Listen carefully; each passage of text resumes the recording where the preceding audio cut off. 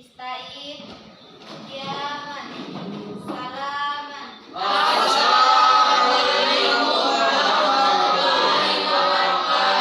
Waalaikumsalam warahmatullahi.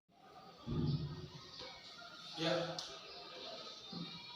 Bismillahirrahmanirrahim. Alhamdulillahirabbil alamin wassalatu wassalamu ala Rasulillah wa ala alihi wa ashabihi wa mawalah. Asyhadu an la ilaha illallah wahdahu la syarika lah wa asyhadu anna Muhammadan abduhu wa rasuluh. Allahumma shalli ala Muhammad wa ala ali Muhammad. Ya, anak-anak sekalian, bagaimana kabarnya ini? Semoga kita semuanya dalam keadaan sehat walafiat dalam mendapatkan lindungan dari Allah Subhanahu wa taala. Ya, selanjutnya anak-anak sekalian, marilah kita mengawali pertemuan kita atau pembelajaran kita pada pagi hari ini dengan kita sama-sama membaca doa, dan yang akan memimpin doa kita pada pagi hari ini yakni Supriyadi. Bismillahirrahmanirrahim. Assalamualaikum warahmatullahi wabarakatuh. Waalaikumsalam warahmatullahi wabarakatuh. Teman-teman, sebelum kita mulai mata pelajaran, marilah kita berdoa mulai.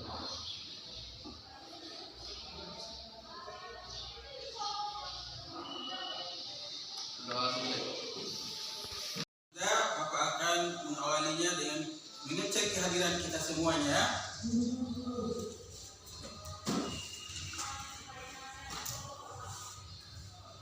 Afni, Hadir, Pak. Ahmad Al-Fajar, Hadir, Pak.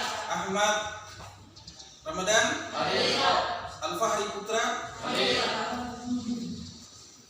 Pagi hari ini tentang hadis sahih.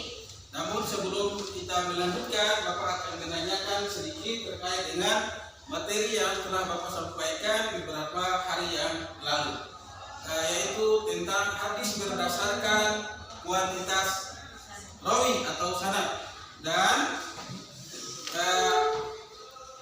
itu terbagi menjadi dua, yaitu hadis mutawatir dan hadis ahad. Apa yang dimaksud dengan hadis mutawatir? Mungkin ada yang masih ingat? Ya. Hasil tanggapan dari Indra yang diriwayatkan oleh sejumlah besar rawi yang menurut ada kebiasaan mustahil mereka berkumpul dan berkesempatan berdusta. Iya, itu adalah pengertian hadis mutawatir. Hadis mutawatir dibagi menjadi dua, yakni mutawatir lafzi dan iya. Kemudian hadis ahad, ada yang masih ingat hadis ahad? Iya.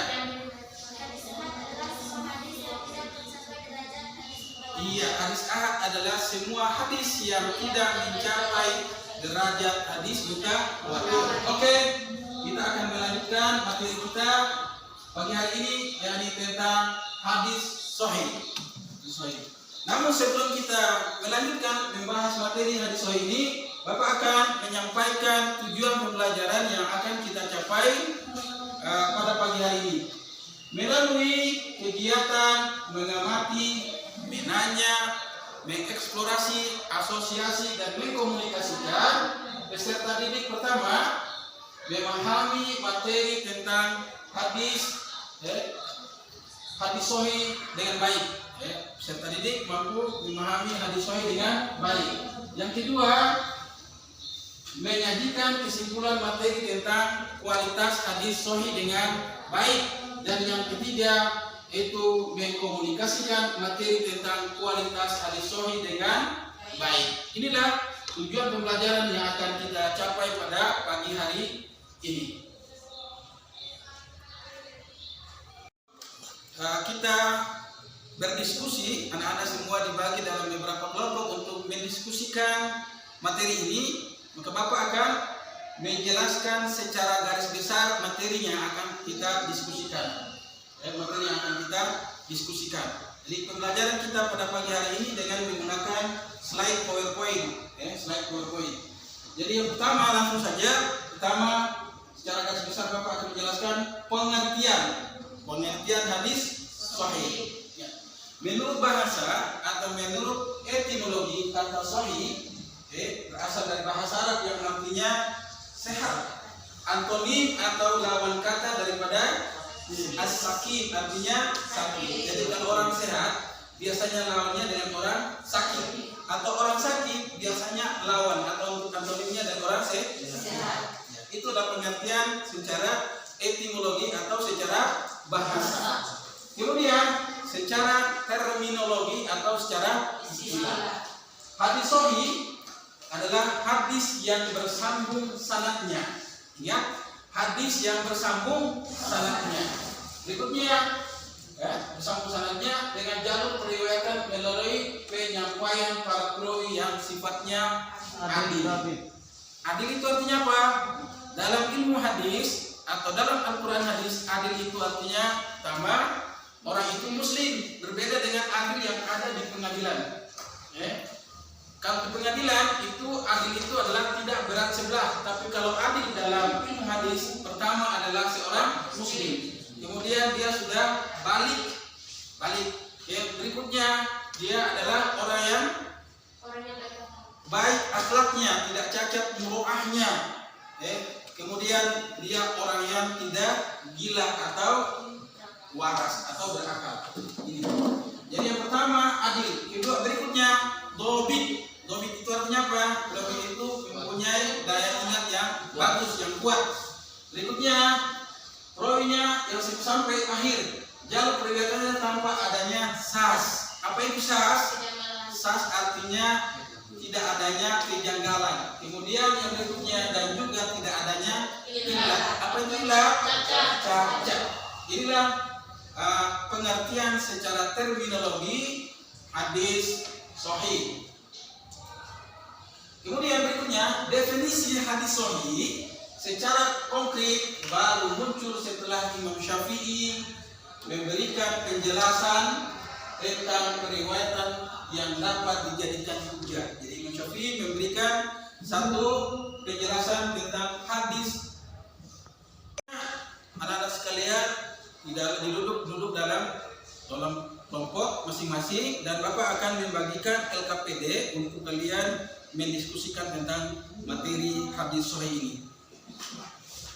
LKPD untuk kalian melakukan diskusi.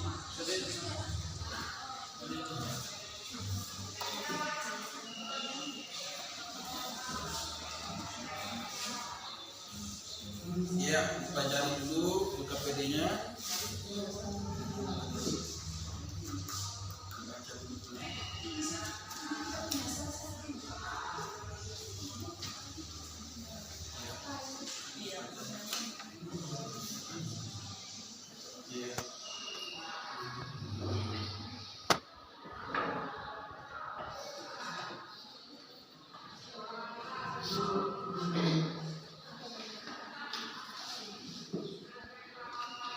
Warahmatullahi wabarakatuh.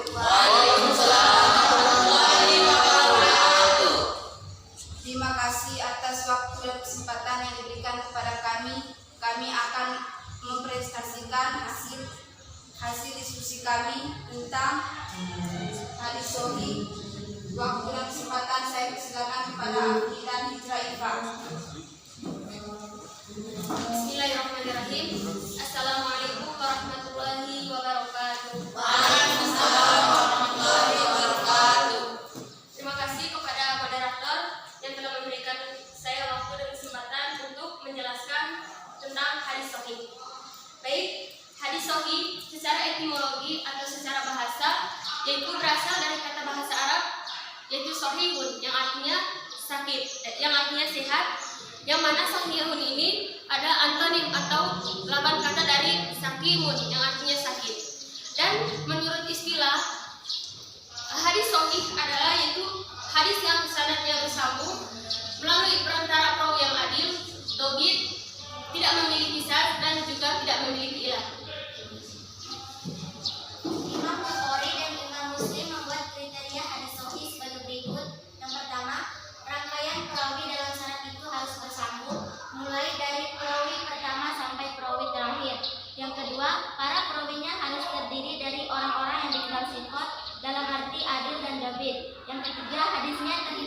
ilat atau cacat, dan syad atau janggal. Dan yang keempat, para perawi yang terdekat dalam sanad harus sezaman. Syarat-syarat hadis sahih: yang pertama, sanad yang bersambung; yang kedua, perawinya bersifat adil; yang ketiga, perawinya bersifat dobit; yang keempat, tidak ada syad; yang kelima, dan tidak ada ilat. Demikian dari kelompok kami. Mungkin dari kelompok dua ada yang ingin bertanya. Waktu dan kesempatan kami persilakan. Baik, assalamualaikum warahmatullahi wabarakatuh. Terima kasih atas waktu dan kesempatan yang telah diberikan kepada kami.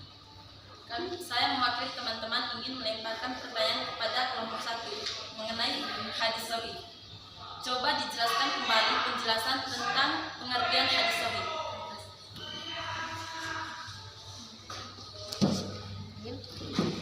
Baik, terima kasih kepada kelompok 2 yang telah melemparkan pertanyaannya kepada kelompok kami. Insya Allah di sini saya ingin menjawab pertanyaan dari kelompok 2 mengenai pengertian dari hadis sahih. Jadi hadis sahih secara etimologi atau secara bahasa berasal dari kata bahasa Arab yaitu sahihun, yang artinya sehat. Yang mana sahihun ini antonim atau lawan kata dari sakimun, yang artinya sakit. Dan menurut istilah, hadis sahih adalah hadis yang sanadnya bersambung melalui perantara perawi yang adil, dobit, tidak memiliki syaz, dan juga tidak memiliki ilat. Terima kasih. Bismillahirrahmanirrahim. Assalamualaikum warahmatullahi wabarakatuh. Terima kasih kepada Bapak Guru yang telah memberikan waktu dan kesempatannya kepada kami. Di sini kami akan mempresentasikan hasil diskusi kami untuk pelajaran lebih lanjut. Saya persilakan kepada penyampaian materi. Assalamualaikum warahmatullahi wabarakatuh. Terima kasih waktu dan kesempatan yang diberikan kepada saya. Saya selaku materi ingin menyampaikan hasil diskusi dari kelompok kami, yaitu pembagian hadis sahih dan pengujian hadis sahih. Pembagian hadis sahih dibagi menjadi dua, yaitu hadis sahih li dzatihi dan hadis sahih li ghairihi. Pengujian hadis sahih: hadis yang telah memenuhi persyaratan. Hadis sahih wajib diamalkan sebagai hujjah atau dalil syara sesuai ijma para ulama hadis dan sebagian ulama usul fikih. Kesepakatan ini terjadi dalam soal-soal yang berkaitan dengan penetapan halal atau haramnya sesuatu, tidak dalam hal-hal yang menghubungkan dengan akidah. Ya, mungkin itu saja yang perlu kami jelaskan. Mungkin ada dari kelompok 1 yang ingin bertanya, waktu dan kesempatan kami persilakan. Assalamualaikum warahmatullahi wabarakatuh. Waalaikumsalam warahmatullahi wabarakatuh. Saya ingin bertanya tentang jelaskan kembali pengujian hadis sahih. Jadi pengujian hadis sahih: hadis yang telah memenuhi persyaratan hadis sahih wajib diamalkan sebagai hujjah atau dalil syara sesuai ijma para ulama hadis dan sebagian usul fikih. Kesepakatan ini terjadi dalam soal yang berkaitan dengan penetapan halal atau haramnya, tidak dalam hal-hal yang berhubungan dengan akidah.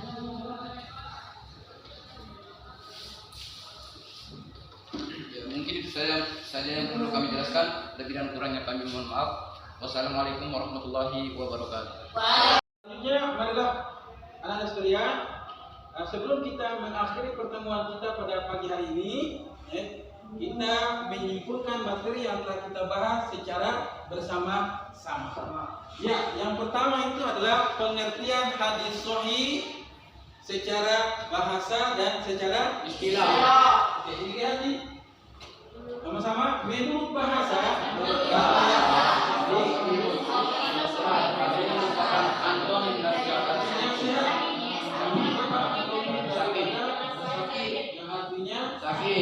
Kemudian secara terminologi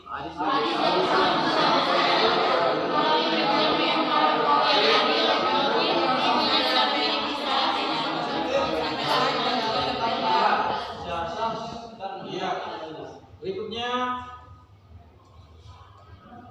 ya, kriteria hadis sahih. Kriteria hadis sahih menurut Imam Al-Bukhari dan Imam Muslim. Yang pertama, kriteria yang pertama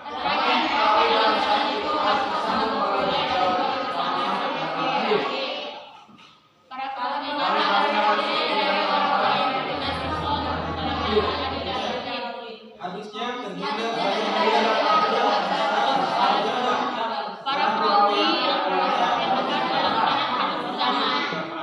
berikutnya syarat-syarat hadis. Pertama, yang kedua, ketiga,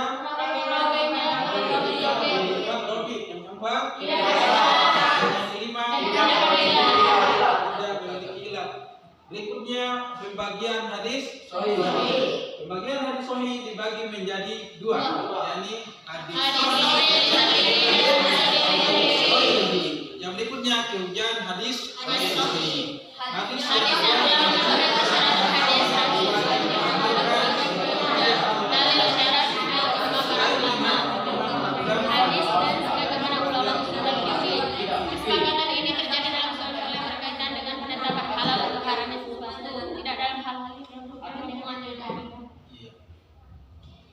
ya, berikutnya LKPD yang telah Bapak berikan kepada kalian untuk diskusi tadi, kalian wajib mengisinya, mempelajari kembali mengisinya, dan pertemuan berikutnya nanti kamu akan mengumpulkannya kembali di Bapak. Dan selanjutnya, marilah kita tutup pertemuan kita pada pagi hari ini dengan melafazkan hamdalah.